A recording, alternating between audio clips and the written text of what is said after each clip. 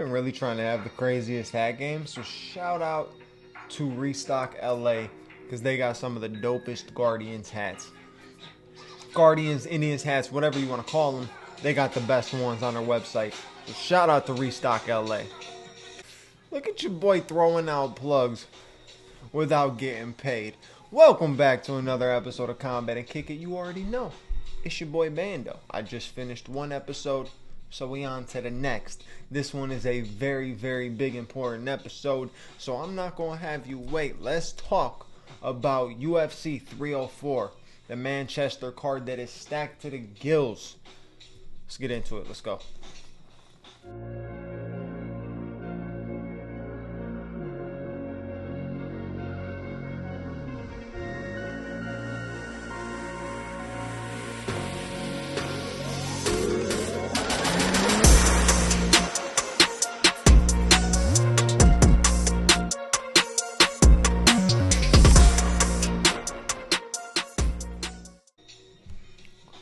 Alright everybody, welcome back to another breakdown with your boy Bando, because UFC 304 is this weekend. Beautiful card. Beautiful, beautiful card. They said we're going back to Manchester, we're going back to the UK for a nice pay-per-view. Let's stack this thing and make it the UK's version of UFC 300, and that's basically what this is. Because not only is the prelims good, but you have such a stacked main card. So you already know, I'm going through with the main card breakdown. This one I'm going to get into, this one I'm going to focus on. You know, there's a couple people that I'm going to talk about to keep an eye on for the prelims. You got Molly McCann on there, you got Nathaniel Wood on the prelims. So there's some people to pay attention to. But you know me, I'm going straight to the main card. And opening that main card is my boy Arnold Allen. And he's going up against Giga Chikadze. I love this matchup. You heard me talk about it before. It's a great matchup. Who do I think is going to win, though? That's the biggest question. You look at Arnold Allen as somebody who is on the explosive side of fighting, and then you have Giga Chikadze, who's on the very patient and in a way a point fighter, right? If Arnold Allen blitzes him the way he did Dan Hooker, I think he finishes Giga early. But if Giga can land some of those kicks, those body kicks that we know of his that are so damaging, if he could really utilize his legs, utilize his kickboxing, utilize his reach, he has a good chance of winning this fight. But I think in the overall game, Arnold Allen has everything that can be the biggest problem for Giga. I think Arnold Allen is explosive, he's strong, he can wrestle, he can get into a scrap with you and stand in the pocket if he has to. He can basically do it all. He is a very well-rounded fighter. He's kind of on the unorthodox, on the slightly sloppy side with his striking, but he's a savage. He's got a good chin. He's a strong dude. He's powerful. He's going to go in there, and he doesn't give any you-know-whats. He goes in there, and he's looking to get a finish. That's why I like Arnold Allen, because he goes in there, and he's looking to get a finish. Every single time he's in there, it doesn't matter who he's fighting. The only time that you didn't see him on the same aggression that he's been on all these other fights was against Max Holloway, and I would do the same. I would do the same. You get hit with a two-piece, and then a two-piece again, and then a two-piece again, and all of a sudden you just say the six-piece. Yeah. No. I'm good. Probably going to change the game plan too if I'm getting pieced up like that. Getting the whole freaking family meal getting pieced up like that. I'm good. I'm good. I don't want that.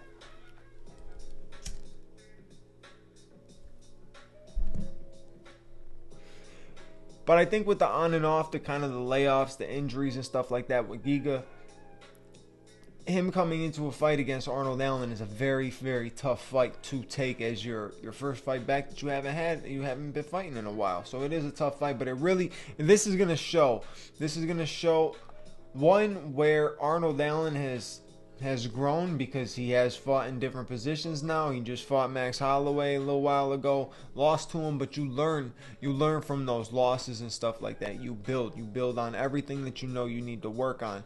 So curious to see how he's going to come in. Is he going to come in as a more evolved fighter? I would hope so. I would think so. But I also am curious to see how Giga's going to come back. I mean, we haven't seen him in a minute. So when he comes back, is he going to be the same? Is he going to be quick? Is he going to be snappy with his kicks? Or is he going to be gun shy, nervous to get going, stuff like that because of all the injuries and everything? You never know. You never know. If I'm going with the final prediction, though, and what I'm throwing my bet on, I'm going with my boy Arnold Allen. Ooh, on to the flyweight matchup. It is very rare to sit back and say, man, I'm excited for this flyweight matchup unless my boy Brandon Moreno or Brandon Royval or Pantoja is on the card. And you know what? That boy Steve Erceg, and man, he's solid. He's solid. He seems like he's going to be an exciting fighter. Not an exciting dude, but an exciting fighter. But either way, amazing flyweight matchup. You got Muhammad Mokaev going up against Manal Kape. Now, we know Manal Kape has not been able to make it to many fights in the recent years, in the recent matchmaking, everything like that. He has not had the opportunity to come and get an actual fight, and he's got a very tough one on his hands with Muhammad Mokaev because this is somebody that everybody believes is the next champion. Undefeated. People are believing he's going to stay undefeated. We've seen him in positions of danger. We've seen him in positions of seeing him kind of like, ooh, is he going to lose? And gets out of it. He has got so much heart in there, mixed with skill, mixed with IQ. That's a dominant dude. That's a dominant dude right there. Now, with Manal Kape, I'm not going to say Manal Kape's overrated. I don't think he's overrated. I just think he's a little overhyped for some of the people that talk about Manal Kape being as good as he is. Yes, he is talented, but are we not going to act like that one dude on his debut didn't take him the distance? Because he did. He did. I think Manal Kape is very skilled, has great striking, but I think the overall mix-up of the game from Muhammad Mokaev is going to really throw Manal Kape off. And I think he is just an overall better fighter. I think he's more skilled. I think he's a little more powerful, more explosive, better on the ground for sure. And at least that's just my opinion. Manal Kape is not a slouch at any point in his game, but I think Muhammad Mokaev really is the truth. A lot of times you see these guys coming up with the zero and you're like, He's good, but he hasn't fought anybody. This dude shows that it doesn't matter who he fights. He has that type of skill. But this is a huge fight for him. This one really sets the tone for if he is going to become a champion in the future. I am going to have to rock with the hype train in this one and go with the what is he, 10-0, 12-0? 12-0. The 12-0 prospect who almost got his knee snapped in half and still finished the fight. So I gotta rock with him. I think Manal Kape is skilled. Like I said, I don't think he's overrated. I just think he's a little overhyped for the way that a lot of people talk about him. For a guy that can't make it to a fight, he hasn't been able to actually make it to a fight in a minute. I just want to see him actually get into the octagon. So we'll see what happens on Saturday night. But I'm rocking with the prospect, the undefeated Muhammad Mokaev. And I don't have any bet app or anything like that in front of me right now with the odds on it, but I would assume that both of those picks that I just gave you are going to be favorites. I don't see Giga being a favorite over Arnold when he's been out this while, and I don't see Manal Kape being a favorite over Muhammad Mokaev, who everybody has been hyping to be the next champion. So I think if you're rocking with my predictions, you're making a bet, I think you got two favorites on your bet slip so far. So moving on, next fight you got Bobby Green going across the pond to take on Paddy Pimblett in his backyard. Kind of his backyard. Paddy Pimblett's from Liverpool, but still, it's in the UK. It's home regardless. It doesn't matter. Manchester, Liverpool, it's the UK. He's home. You know what I mean? They are going to go crazy for Paddy Pimblett. They always do. They do in America, so they're going to go crazy for him in the UK. This is a tough fight. This is a very tough fight. This is a guy, Bobby Green, is going to test every aspect of the game a little bit, right? And I'm not talking about every aspect of mixed martial arts. I'm talking about the fighting aspect, right? He's going to taunt Paddy. He's going to have his hands down against Paddy. He's going to be fucking with Paddy a little bit, right? He might throw Paddy off because I don't think Paddy's used to that type of stuff. But here's the thing. The way Paddy looked against Tony, granted, Tony hasn't looked the best in his last, 6, 7 fights or whatever. But Paddy looked good against Tony. He looked skilled. His striking was clean, right? He leaves openings, just like every other fighter. Bobby leaves openings too. You'll see them both leave openings in these striking exchanges. But I truly believe that Paddy has improved and is improving. But he does not want to stand and trade with Bobby in a slugfest, because if Bobby gets that control of the pace, right, and is landing the strikes that he wants to land, like how he did against Al, how he did against who he just did that to? Who was the last I'm blanking out. His last fight, the last guy that he fought. It's just the way he strikes is so crisp, so clean, and if he's on that point of controlling, it's over with. It's over with. Oh, he fought Jim Miller, but I wasn't even thinking of Jim Miller. I was thinking of the guy before Jim Miller. But he fought Jim Miller, and you saw what he did to Jim Miller. He pieced Jim Miller up at UFC 300. You know what I mean? He really did piece him up, and that's the type of thing that Bobby does. If he gains control early, he does not let up. He does not take his foot off the gas. His cardio is phenomenal for a guy who's been fighting as long as he's been fighting. You would expect that, and his cardio is legit. So him and Paddy are going to go to war, and I really, really, really don't know who to rock with on this one, right? We've seen Bobby get cracked a couple times in the more recent fights, right? Bobby's been cracked before that, but in the more recent fight, he's been getting tagged. That Jalen Turner knockout wasn't too good.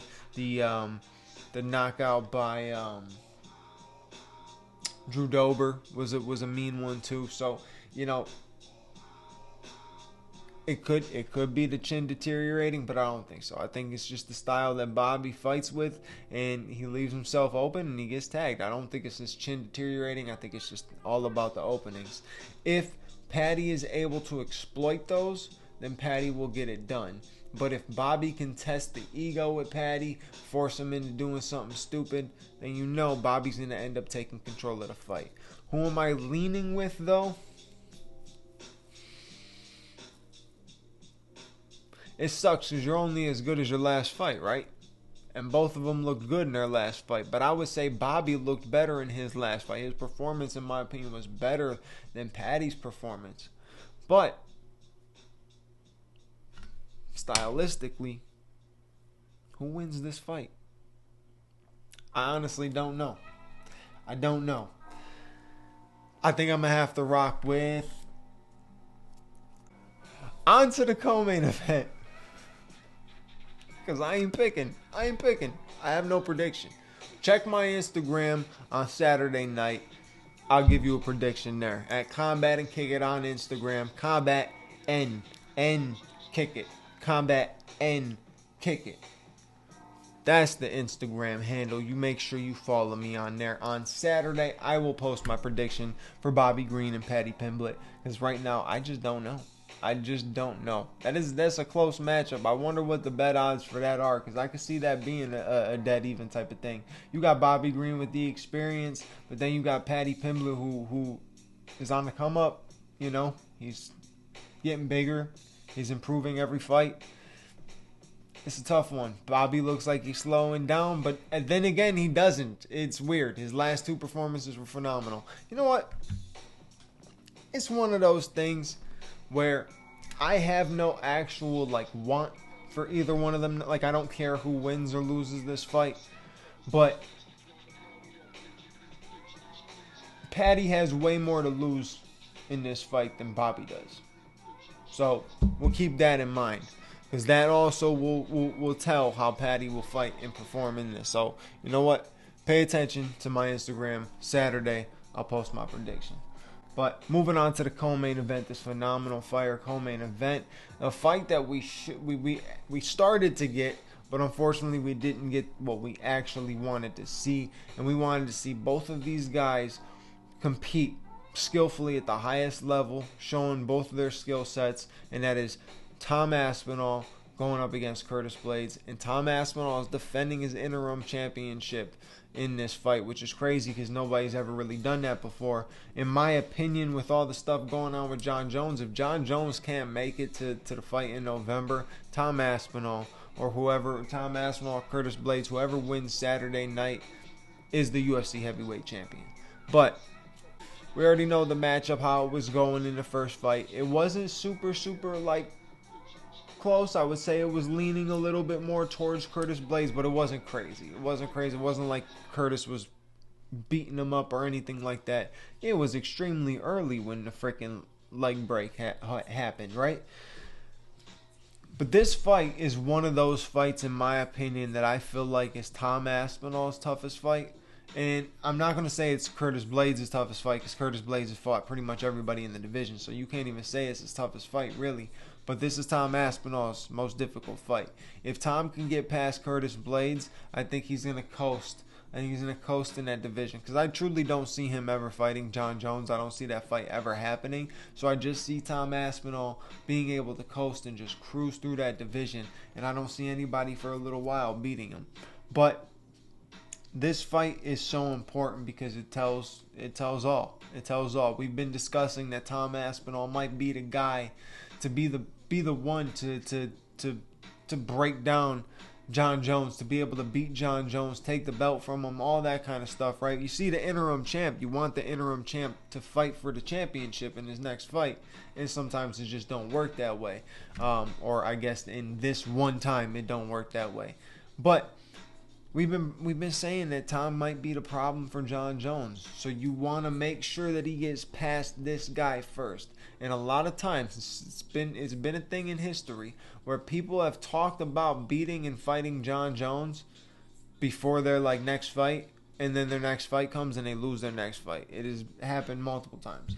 But either way, this is a great matchup stylistically. You got two guys who can strike well. You also got two guys who have great ground games.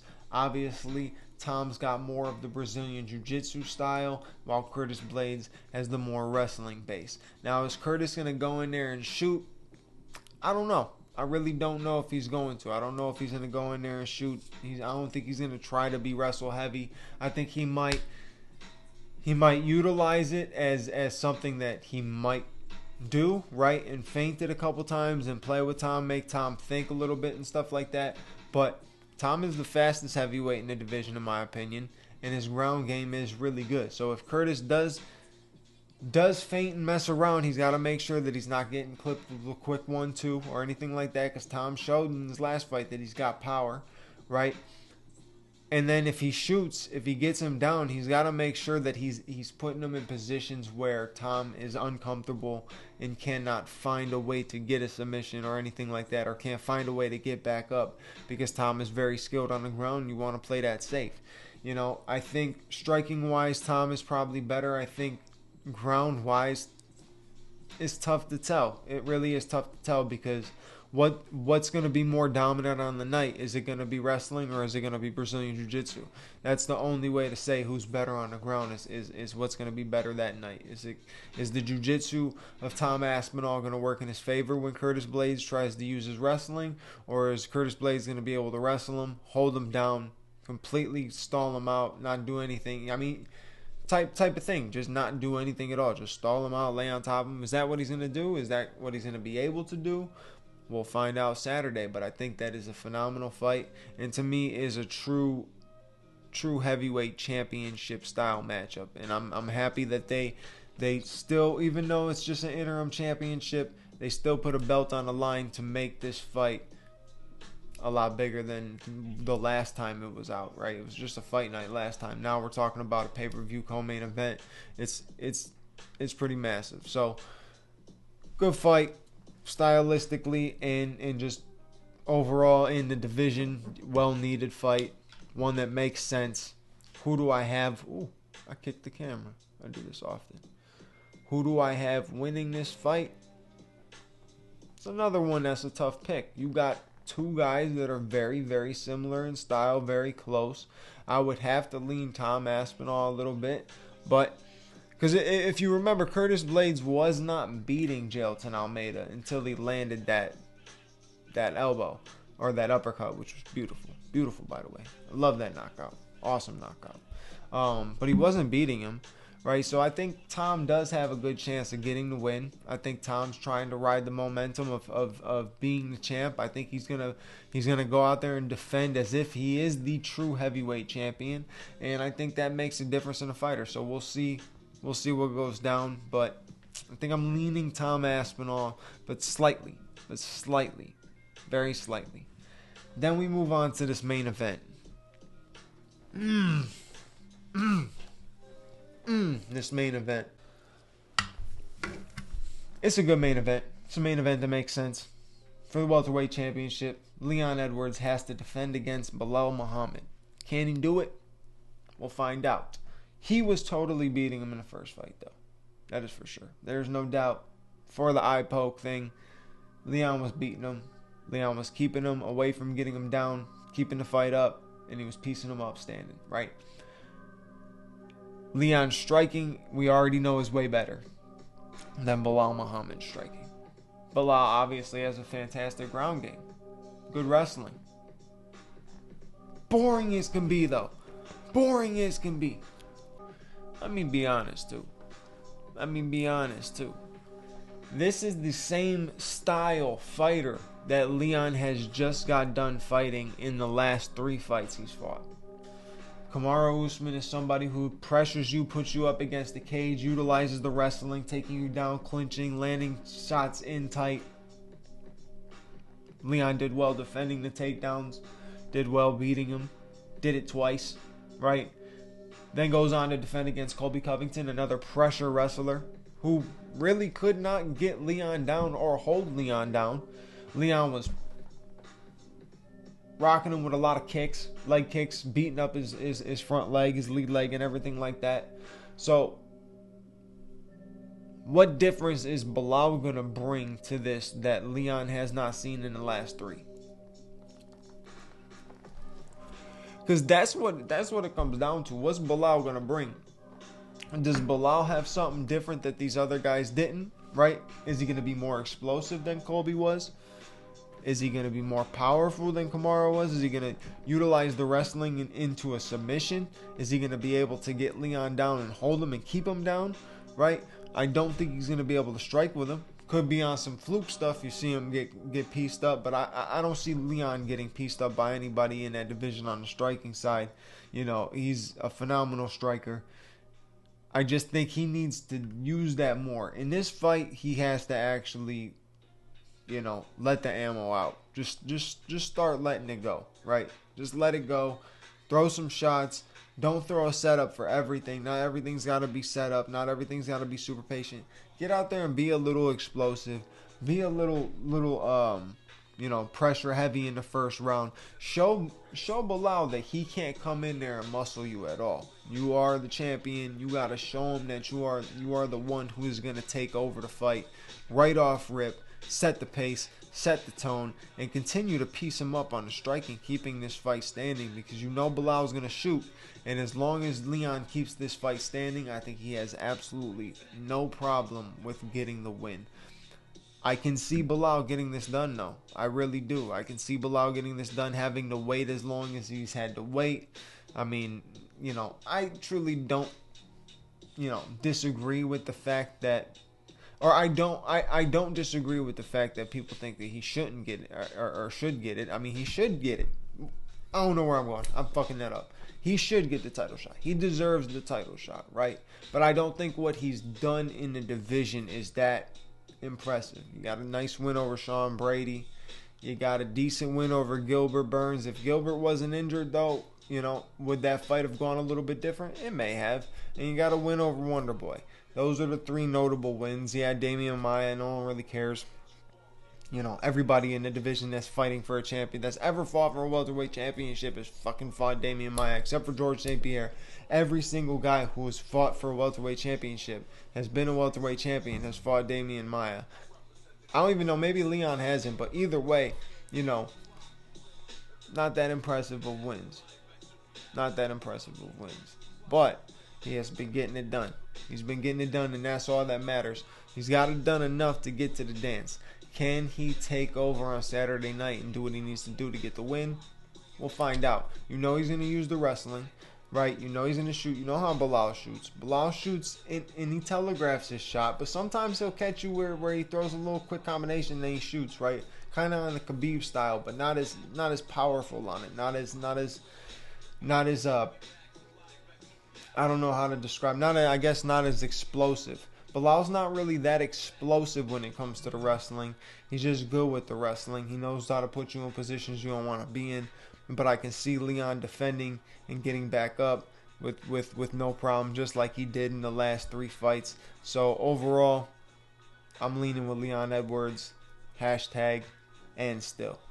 Thank you for watching this episode.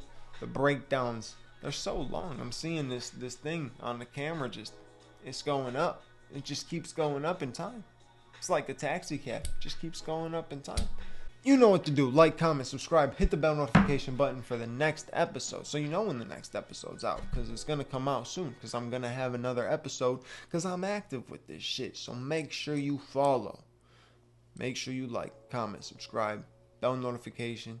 And like I said, follow me on Instagram so you can get all my predictions. These were pretty much my official predictions, but I'm still 50-50 on Bobby Green and Paddy Pimblett. So check my Instagram on Saturday night at Combat and Kick It. I'll catch you guys later. Thanks again. Peace.